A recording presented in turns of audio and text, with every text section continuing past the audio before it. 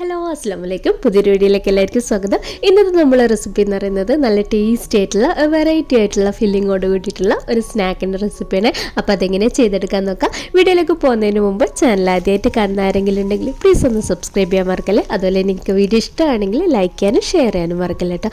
അപ്പോൾ നമുക്കതെങ്ങനെ ചെയ്തെടുക്കാമെന്ന് നോക്കാം. അപ്പോൾ നമുക്കിതിന് വേണ്ടിയിട്ടുള്ള ഡോ ആദ്യം തന്നെ തയ്യാറാക്കിയെടുക്കാം. അപ്പോൾ അതിന് വേണ്ടിയിട്ട് ഞാൻ ഒരു ബൗളിലേക്ക് അര കപ്പ് ചെറു ചൂടുള്ള പാല് ഒഴിച്ചെടുക്കുന്നുണ്ട്. എന്നിട്ട് ഇതിലേക്ക് 1 ടീസ്പൂൺ അളവിൽ നമ്മൾ ഇൻസ്റ്റൻറ്റ് ഈസ്റ്റ് ചേർത്ത് കൊടുക്കുന്നുണ്ട്. എന്നിട്ട് 1 ടേബിൾ സ്പൂൺ അളവ് പഞ്ചസാരയും കൂടിയും ചേർത്തിട്ട് നന്നായിട്ടൊന്ന് മിക്സ് ചെയ്ത് കൊടുക്കുക. ഇനി ഇതിലേക്ക് നമുക്ക് 2 കപ്പ് മൈദ ചേർത്ത് കൊടുക്കാം. മൈദ കൂടി ചേർത്തിട്ട് നന്നായിട്ടൊന്ന് മിക്സ് ചെയ്തിട്ട് ആവശ്യത്തിന് ഉപ്പും കൂടിയും ചേർത്തിട്ട് നല്ലോണം ഒന്ന് ചെറുതായിട്ടൊന്ന് കുഴച്ചെടുക്കാം. അപ്പം ഇതിലേക്ക് 1 ടേബിൾ സ്പൂൺ അളവിൽ ഓയിലും കൂടി ഒഴിച്ചെടുക്കണം. ഞാനിവിടെ സൺഫ്ലവർ ഓയിലാട്ടോ ചേർത്ത് കൊടുക്കുന്നത്. ഇങ്ങനെ ഫ്ലേവർ ഇല്ലാത്ത ഓയിൽ ചേർത്ത് കൊടുക്കുക, വെളിച്ചെണ്ണ ഒന്നും ചേർക്കണ്ട കേട്ടോ. എന്നിട്ട് ഓയിൽ ചേർത്ത് കൊടുക്കുക. അല്ലെങ്കിൽ ബട്ടർ ആണെങ്കിൽ ബട്ടർ ആട്ടം ചേർത്ത് കൊടുത്താൽ മതി. മെൽറ്റഡ് ബട്ടർ ആണെങ്കിൽ അങ്ങനെയാണെങ്കിലും കുഴപ്പമൊന്നുമില്ല. എന്നിട്ട് ഇതൊന്ന് നന്നായിട്ടൊന്ന് കുഴച്ചെടുക്കാം. അപ്പോൾ കുഴച്ചെടുക്കുന്ന സമയത്ത് എനിക്ക് ഓരോരുത്തരും മൈദേൻ്റെ ഇതനുസരിച്ചിട്ട് പാലിൻ്റെ അളവ് വ്യത്യാസപ്പെടും. അപ്പോൾ ഞാനിവിടെ പാല് കുറച്ചും കൂടി ഒഴിച്ചു കൊടുക്കുന്നുണ്ട്. ചെറിയ ചൂടുള്ള പാൽ തന്നെയാട്ടോ ഒഴിച്ചു കൊടുക്കുന്നത്. നിങ്ങൾക്ക് വേണമെങ്കിൽ പിന്നെ ചെറിയ ചൂടുള്ള വെള്ളം വേണമെങ്കിൽ ഒഴിച്ചിട്ട് കുഴച്ചെടുക്കാം കേട്ടോ. അപ്പോൾ ഇത് നന്നായിട്ടൊന്ന് കുഴച്ചെടുക്കാം. എന്നിട്ട് ഇതുപോലെ ഒന്ന് കുഴച്ചെടുക്കാം. ഒരുപാട് ടൈറ്റായി പോകണ്ട, ഒരുപാട് ലൂസ് ആവണ്ട, സാധാരണ രീതിയിൽ ഒന്ന് കുഴച്ചെടുക്കാം. നല്ല സ്മൂത്തായിട്ട് തന്നെ കുഴച്ചെടുക്കണേ. എന്നിട്ട് ഇതൊന്ന് അടച്ചു വെക്കുക. അപ്പോൾ അടച്ചു വെക്കുന്ന സമയത്ത് നിങ്ങൾ ക്ലിങ് റാപ്പ് ഇട്ടിട്ട് വേണമെങ്കിൽ അടച്ചു വെക്കുക. അല്ലെങ്കിൽ ഒരു നനഞ്ഞ തുണി ഒന്ന് മേലെ വെച്ചിട്ട് ഡ്രൈ ആവാണ്ടിരിക്കാനാണ് കേട്ടോ നമ്മളിട്ടോ അങ്ങനെയും അടച്ചു വെക്കാം കേട്ടോ. ഞാൻ നനഞ്ഞ തുണി പിന്നീട് ഇട്ടിട്ടുണ്ടായിരുന്നു, ഇതിപ്പോൾ കാണിക്കാൻ വിട്ടുപോയതാട്ടോ.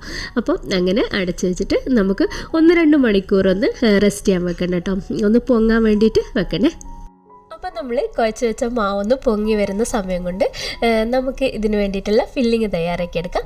അതിന് വേണ്ടിയിട്ട് ഞാൻ ചിക്കൻ എടുത്തിട്ടുണ്ട്. ചിക്കന് ഒരു 300 ഗ്രാംസ് ആ ഒരു അളവിലുണ്ടാവും കേട്ടോ. നമ്മളൊരു ചിക്കൻ്റെ ബ്രസ്റ്റ് ഭാഗം മാത്രമേ എടുത്തതാട്ടോ.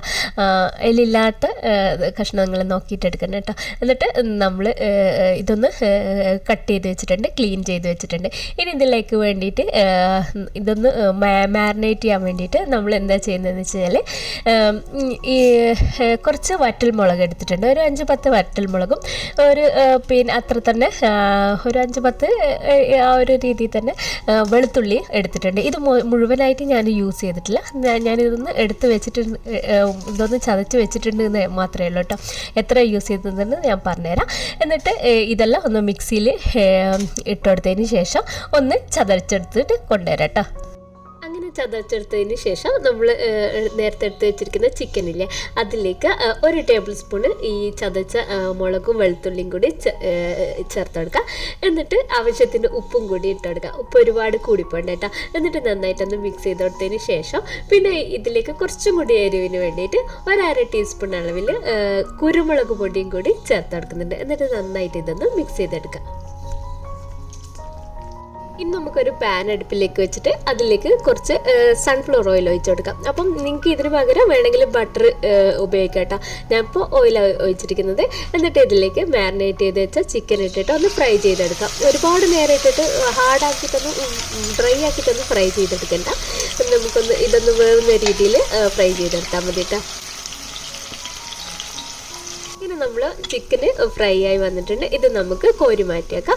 എന്നിട്ട് ഇതേ പാനിൽ തന്നെ കുറച്ചും കൂടി ഓയിൽ ചേർത്ത് കൊടുത്തിട്ട് നമ്മൾ ഇതിലേക്ക് 1 ടേബിൾ സ്പൂൺ നല്ല ഇത്തിരി കുമിച്ചെടുത്ത് കുറച്ചും കൂടി നല്ല ഹീപ്ഡായിട്ടാണ് എടുത്തിരിക്കുന്നത്. അത്രയും മൈദ ഇതിലിട്ട് കൊടുത്തിട്ട് ഇതൊക്കെ ലോ ഫ്ലെയിമിൽ തന്നെ ചെയ്ത് കൊടുക്കണേ. ലോ ഫ്ലെയിമിലിട്ടിട്ട് നന്നായിട്ട് ഇതൊന്ന് മിക്സ് ചെയ്തെടുക്കാം. എന്നിട്ട് മൈദേൻ്റെ ഇതിൽ നല്ലൊരു മണം വരും. മൈദ ഇതിലിങ്ങനെ സോട്ട് ചെയ്യുന്നത്. ഇതിപ്പോൾ ബട്ടറിലാണെങ്കിൽ നല്ല മണം വരും. ഇപ്പം ഞാൻ സാധാരണ ഓയിലായതുകൊണ്ട് അത്ര ഫ്ലേവർ വരില്ല, എന്നാൽ നല്ല ടേസ്റ്റ് തന്നെയാണ് കേട്ടോ. അപ്പം പിന്നെ ഇതിട്ടിട്ട് നല്ലോണം ഇതൊന്ന് സോട്ട് ചെയ്തെടുക്കാം. നമ്മളിവിടെ വൈറ്റ് സോസാണ് തയ്യാറാക്കി എടുക്കുന്നത്.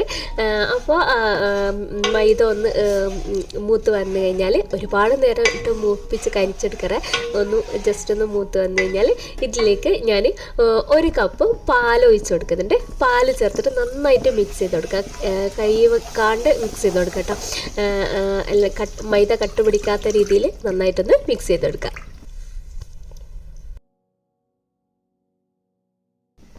അങ്ങനെ നമ്മൾ മൈദയും പാലും മിക്സ് നന്നായിട്ടൊന്ന് കുറുക്കി വന്നു കഴിഞ്ഞാൽ ഇതിലേക്ക് നമ്മൾ നേരത്തെ ഫ്രൈ ചെയ്ത് മാറ്റി വെച്ചിരിക്കുന്ന ചിക്കനില്ലേ അതിട്ട് കൊടുത്തിട്ട് നന്നായിട്ടൊന്ന് മിക്സ് ചെയ്തെടുക്കുക. നന്നായിട്ട് മിക്സ് ചെയ്തെടുത്തതിന് ശേഷം ഇതിലേക്ക് 2 ടേബിൾ സ്പൂൺ അളവിൽ ക്രീം ചീസും കൂടി ചേർത്ത് കൊടുക്കുന്നുണ്ട്. ഈ ഒരു ക്രീം ചീസാട്ടോ ഞാൻ ചേർക്കുന്നത്. 2 ടേബിൾ സ്പൂൺ ചേർത്ത് കൊടുത്തിട്ടുണ്ട്. എന്നിട്ട് നന്നായിട്ട് മിക്സ് ചെയ്ത് കൊടുത്തതിന് ശേഷം നമുക്കിതിലേക്ക് കുറച്ച് ഉപ്പ് ഇട്ട് കൊടുക്കാം. അപ്പോൾ ഉപ്പ് കൂടി പോകണ്ട കേട്ടോ. നമ്മൾ ചിക്കനിൽ ഉപ്പുണ്ട്, അതുപോലെ തന്നെ നമ്മൾ ചീസിൽ കുറച്ച് ഉപ്പുണ്ടാവും. അപ്പോൾ അതും കൂടി കണക്കാക്കിയിട്ട് തന്നെ ഉപ്പിട്ട് കൊടുത്താൽ മതി കേട്ടോ. എന്നിട്ട് ഉപ്പ് ഇട്ടെടുത്തതിന് ശേഷം നമുക്കിതിലേക്ക് 1 കൈപ്പിടി അളവിൽ അതിനു മുമ്പ് നമ്മൾ എരിവിന് വേണ്ടിയിട്ട് പിന്നെ നമ്മൾ നേരത്തെ ചതച്ച് വെച്ചിരിക്കുന്ന വറ്റൽമുളകും വെളുത്തുള്ളിയില്ലേ അത് 1 ടേബിൾ സ്പൂൺ ഇട്ട് കൊടുക്കുന്നുണ്ട്. എന്നിട്ട് നന്നായിട്ടൊന്ന് മിക്സ് ചെയ്ത് കൊടുക്കാം. എന്നിട്ട് അതിന് ശേഷം നമുക്കിതിലേക്ക് 1 കൈപ്പിടി അളവിൽ മൊസറല്ല ചീസ് ചേർത്ത് കൊടുക്കുന്നുണ്ട് കേട്ടോ. ചീസ് ഒരുപാട് ആവശ്യം ഉണ്ടെങ്കിൽ നിങ്ങൾക്ക് അതിനനുസരിച്ചിട്ട് കൂട്ടി കൊടുക്കാം. ഞാൻ ഇപ്പോൾ 1 കൈപ്പിടി അളവിലാട്ടോ ചേർത്ത് കൊടുക്കുന്നത്. അതും കൂടി ചേർത്തിട്ട് നന്നായിട്ട് ഇതൊന്ന് മിക്സ് ചെയ്തെടുക്കാം. പിന്നെ നിങ്ങളെ കയ്യിൽ പിന്നെ നമ്മൾ ഇതിൽ ഒറിഗാനോ ഉണ്ടെങ്കിൽ അത് ഇട്ട് കൊടുക്കുന്നതാണെങ്കിൽ നല്ല ടേസ്റ്റ് ഉണ്ടാവും. ഒരു പിസ്സേൻ്റെ ഒരു ടേസ്റ്റ് വരും കേട്ടോ. അപ്പോൾ ഞാൻ ഇത് ഇട്ട് കൊടുക്കുന്നില്ല.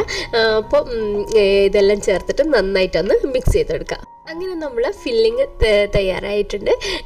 അപ്പോൾ ഇത് ഫ്ലെയിം ഓഫ് ചെയ്തിട്ട് നമുക്ക് മാറ്റി വെക്കാം. ഇനി നമ്മൾ നേരത്തെ കുഴച്ച് മാറ്റി വെച്ചിരിക്കുന്ന ഡോയില് ഞാൻ ഒരു 2 മണിക്കൂറായിട്ടോ. ഇവിടെ കുറച്ച് തണുപ്പുള്ളതുകൊണ്ട് പൊങ്ങാൻ ഇത്തിരി ബുദ്ധിമുട്ടുണ്ടായിരുന്നു. അതുകൊണ്ട് ഒരു 2 മണിക്കൂർ കഴിഞ്ഞിട്ടാട്ടോ ഞാൻ എടുത്തത്. ഞാനൊരു തുണി മുകളിൽ വെച്ചിട്ടുണ്ടായിരുന്നു ഡ്രൈ ആയി പോകാണ്ടിരിക്കാൻ. ഇതിപ്പോൾ ഡബിൾ സൈസ് ആയിട്ടുണ്ട്. ഇതൊന്ന് ജസ്റ്റ് ഒന്നും കൂടി ഒന്ന് ചെറുതായിട്ടൊന്ന് കുഴച്ചതിന് ശേഷം നമുക്ക് ഇത് ഓരോ പോർഷനായിട്ട് മാറ്റാം. ഇപ്പോൾ ഈ ഒരു അളവിൽ എനിക്കൊരു 6 പിന്നെ ഉരുള കിട്ടിയിട്ടുണ്ട്. ഒരു 2-2.5 ചപ്പാത്തിൻ്റെ ആ ഒരു പിന്നെ വലിപ്പത്തിലാട്ടോ, കുറച്ച് വലിപ്പത്തിൽ തന്നെ എടുക്കണേ. അങ്ങനെ ബണ്ണിൻ്റെ ആ ഒരു വലിപ്പം ഉണ്ടാവില്ലേ, ആ ഒരു വലിപ്പത്തിൽ എടുത്തിട്ടുണ്ട്. അപ്പോൾ ഒരു 6 പിന്നെ ഉരുള കിട്ടിയിട്ടുണ്ട്. ഇത് നമുക്ക് മാറ്റി വെക്കാം.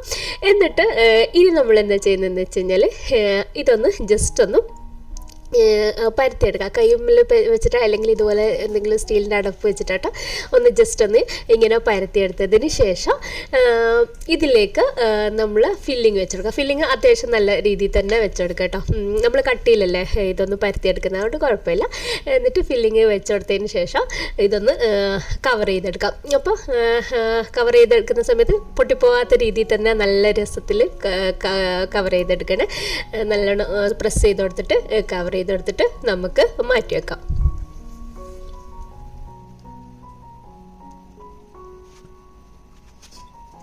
അങ്ങനെയെല്ലാം ഇതുപോലെ തന്നെ പരത്തിയിട്ട് ഫില്ലിങ് വെച്ചെടുക്കാം.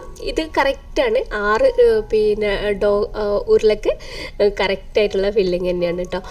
ഫില്ലിങ് തീരെ കുറഞ്ഞു കഴിഞ്ഞാൽ കഴിക്കാൻ ടേസ്റ്റ് ഉണ്ടാവില്ല. പിന്നെ ഒരുപാടങ്ങ് ഇടണ്ട.